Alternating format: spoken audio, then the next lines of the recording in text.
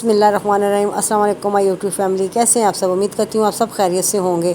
मेरी दुआ है अल्लाह पाक से कि अल्लाह पाक आप सबको खुशो खुर्रम और चहकता महकता रखे, आमीन सुमा आमीन।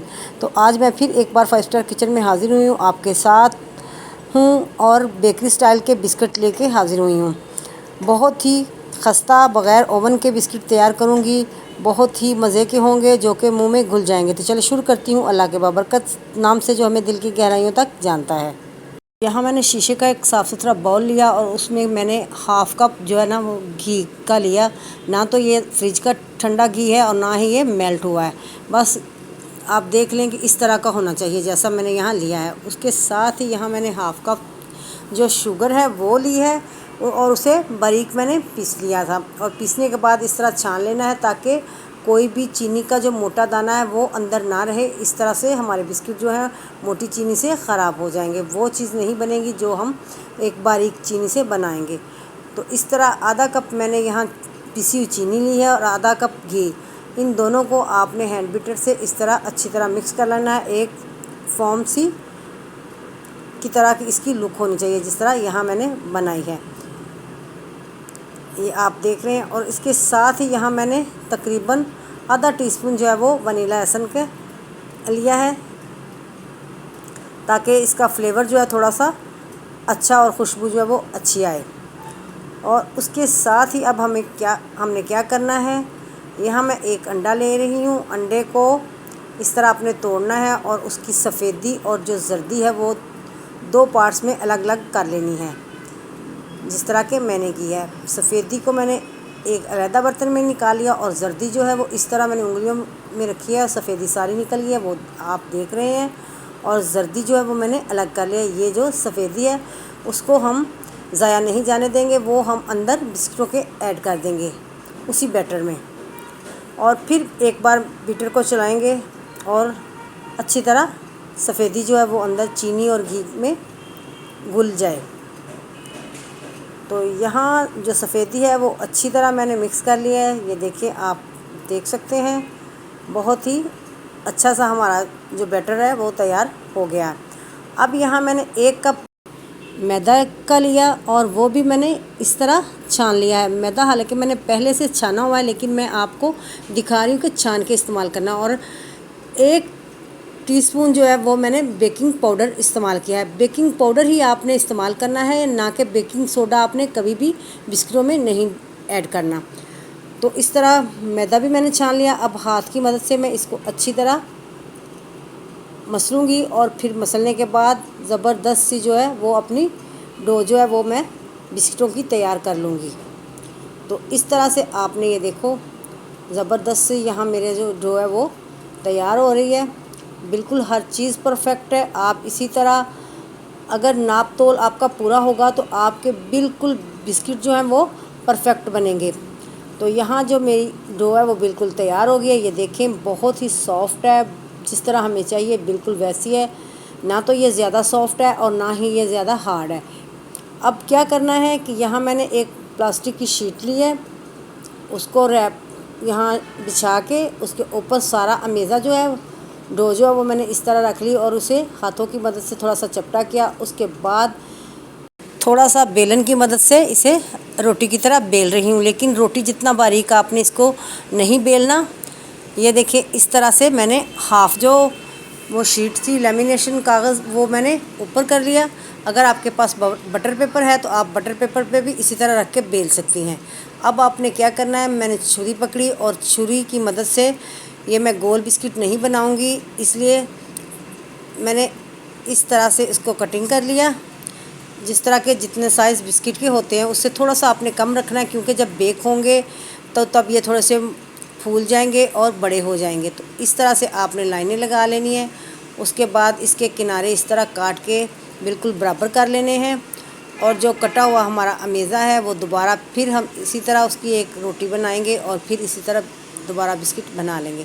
ये देखिए इस तरह से जैसे कि यहाँ मैं कर रही हूँ। सारे बिस्किट मैंने कटिंग कर लिए। अब मैं यहाँ एक मेरे पास देचकी का ढकना है, उसके ऊपर मैंने लाइट जो है वो ऑयल लगाया, उससे ग्रीस कर लिया इस तरह ब्रश की मदद से।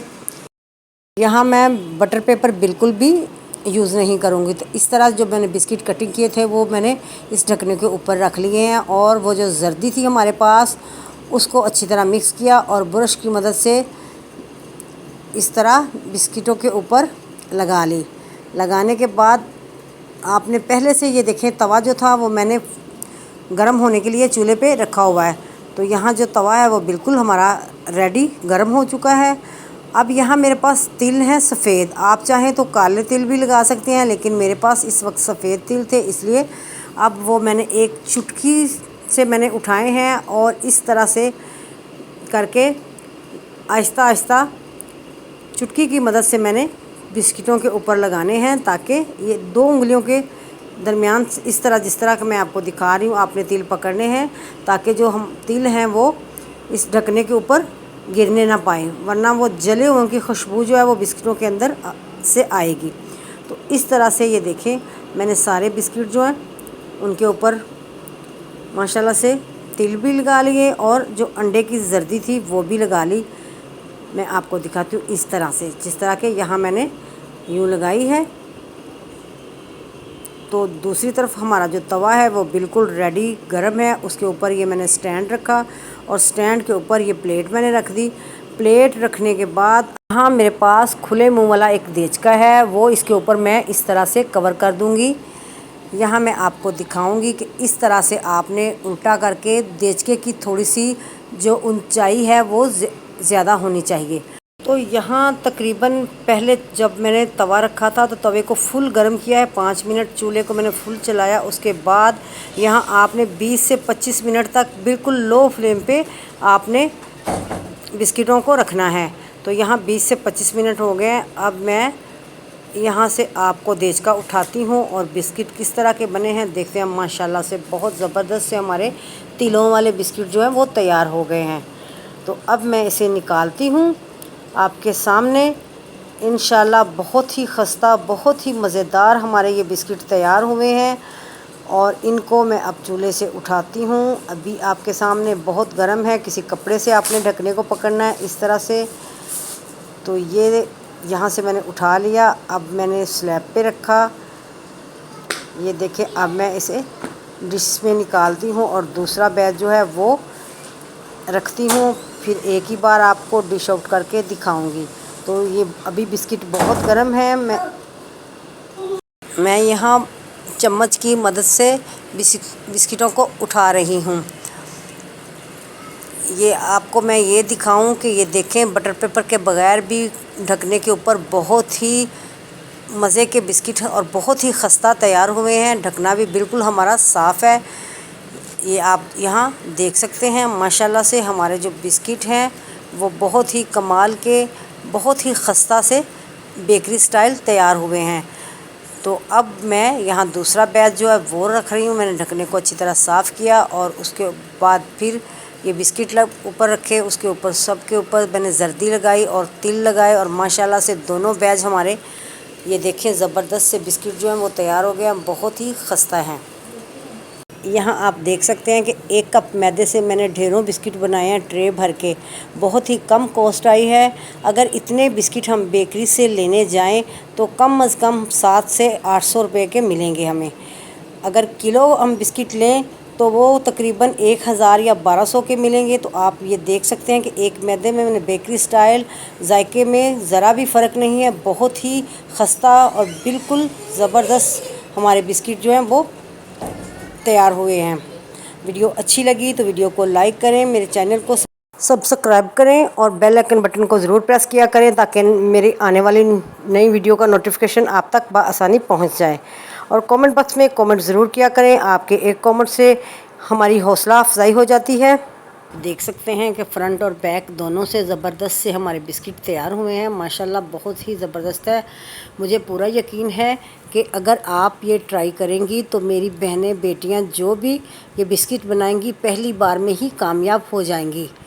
बहुत ही आसान तरीके से ये बिस्किट तैयार किए हैं। बहुत ही खस्ता और मुंह में घुल जाने वाले बिस्किट तैयार हुए हैं। माशाल्लाह से आप देख सकती हैं इनकी लुक कितनी ज़बरदस्त है। मैं अभी आपको एक बिस्किट तोड़ के दिखाती हूँ, आपको अंदाज़ा हो जाएगा कि किस कदर ये खस्ता तैयार हुए हैं। तो माशाल्लाह से ये देखें बहुत ही कमाल के हैं, आप इन्हें ज़रूर ट्राई करें। ये देखें यहाँ मैंने तोड़ा, बहुत ही खस्ता और सॉफ्ट सा हमारा ये बिस्किट है। आप जब घर में एक बार बनाएंगी तो घर वाले बार बार आपसे बिस्किट बनाने को कहेंगे। खुश रहें, खुशियाँ बांटें, अपना और बुज़ुर्गों का ख्याल रखें। बुज़ुर्ग हमारा सरमाया है, हमें अपने बुज़ुर्गों की कदर करनी चाहिए। अल्लाह हाफ़िज़।